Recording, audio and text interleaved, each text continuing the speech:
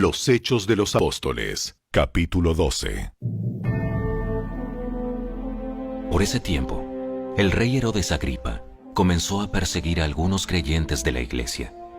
Mandó matar a espada al apóstol Santiago, hermano de Juan. Cuando Herodes vio cuánto esto le agradó al pueblo judío, también arrestó a Pedro. Eso sucedió durante la celebración de la Pascua. Después lo metió en la cárcel y lo puso bajo la vigilancia de 4 escuadrones de 4 soldados cada uno. Herodes tenía pensado llevar a Pedro a juicio público después de la Pascua. Pero mientras Pedro estaba en la cárcel, la iglesia oraba fervientemente por él. La noche antes de ser sometido a juicio, Pedro dormía sujetado con 2 cadenas entre 2 soldados. Otros hacían guardia junto a la puerta de la prisión. De repente, una luz intensa iluminó la celda y un ángel del Señor se puso frente a Pedro. El ángel lo golpeó en el costado para despertarlo y le dijo: «Rápido, levántate». Y las cadenas cayeron de sus muñecas. Después, el ángel le dijo: «Vístete y ponte tus sandalias».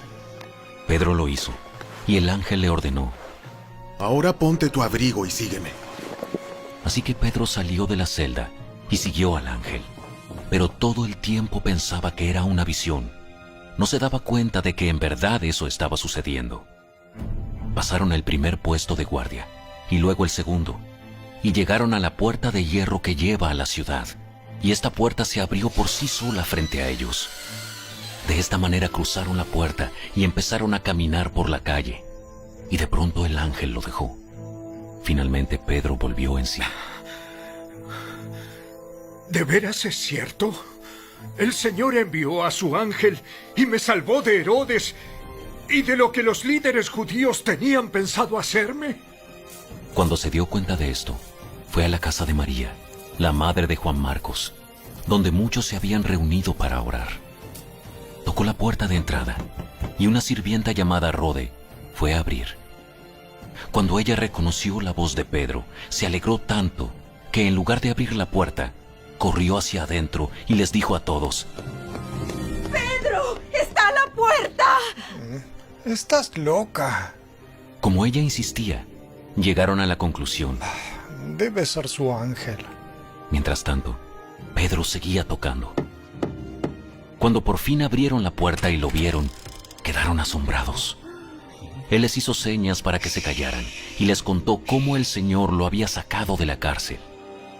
Díganles a Santiago y a los demás hermanos lo que pasó. Y después se fue a otro lugar. Al amanecer, hubo un gran alboroto entre los soldados por lo que había sucedido con Pedro. Herodes Agripa ordenó que se hiciera una búsqueda exhaustiva para encontrar a Pedro.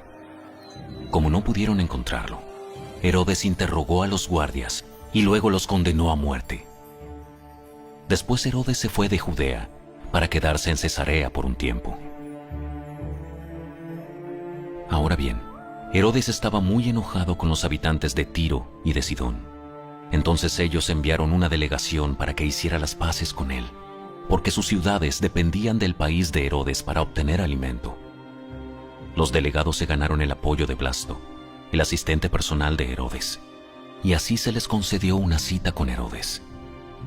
Cuando llegó el día, Herodes se puso sus vestiduras reales, se sentó en su trono y les dio un discurso.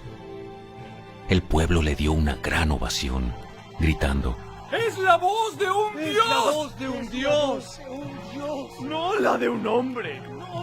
Al instante, un ángel del Señor hirió a Herodes con una enfermedad, porque él aceptó la adoración de la gente en lugar de darle la gloria a Dios. Así que murió carcomido por gusanos. Mientras tanto, la palabra de Dios seguía extendiéndose y hubo muchos nuevos creyentes. Cuando Bernabé y Saulo terminaron su misión en Jerusalén, regresaron llevándose con ellos a Juan Marcos.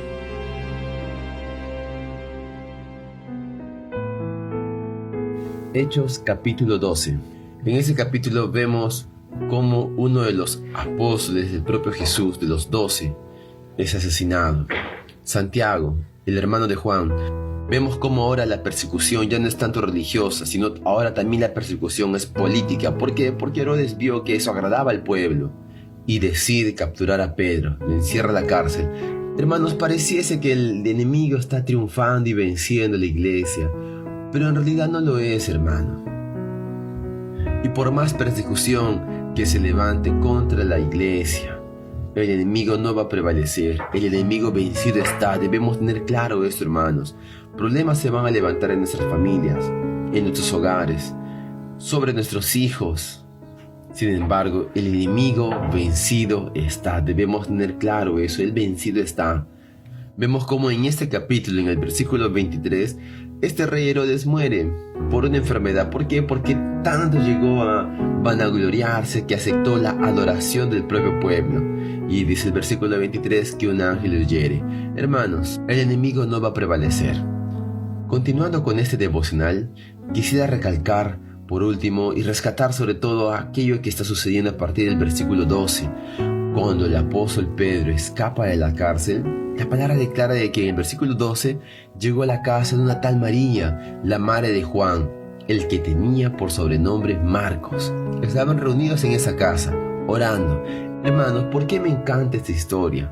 Porque este muchacho, este Marcos, es el autor del Evangelio de Marcos. Así es. El segundo libro del Nuevo Testamento, el Evangelio de Marcos, es escrito por este muchacho. Marcos no fue un discípulo del Señor directo, no fue de los 12 apóstoles. A este joven Marcos vemos que a lo largo de la Biblia, en el Nuevo Testamento, fue muy útil en la vida de Pablo, en la vida de Pedro. Vean la importancia de establecer un centro de adoración en casa, la importancia de llevar la vida de la iglesia dentro de la casa. En el versículo 12 de este capítulo 12 de Hechos vemos que los hermanos estaban allí orando. En ese ambiente de adoración, de oración, de búsqueda por el Señor, de comunión con la iglesia, no solamente era la familia de Marcos, no solamente era su mamá, eran los hermanos de la iglesia, estaban reunidos allí. Y a esa casa llegó el apóstol Pedro cuando salió de la cárcel. En medio de ese ambiente vivió este joven Marcos. Y hoy existe un libro en el Nuevo Testamento que es considerado como los evangelios, hermanos.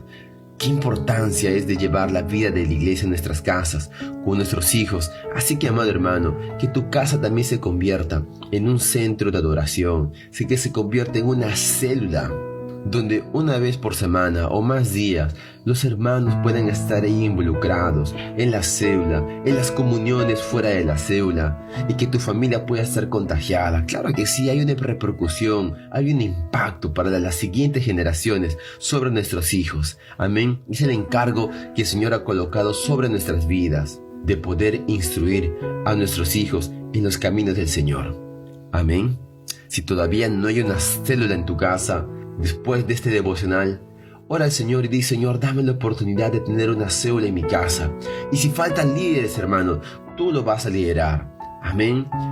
Y en el versículo 25, cuando Bernabé y Saulo terminan una misión que les fue encomendada, regresaron, pero declara la Biblia que se llevaron con ellos a Juan Marcos, a este jovencito. Anduvo con el apóstol Pablo, hermanos, con Bernabé. Sabemos quién es este Saulo, que es el apóstol Pablo, el autor de una gran parte de libros en el Nuevo Testamento. Veamos todo el impacto que todo lo que vivió este joven Juan Marcos, junto con Pablo y Bernabé, marcó su vida para siempre. Amén. Me encanta esa historia.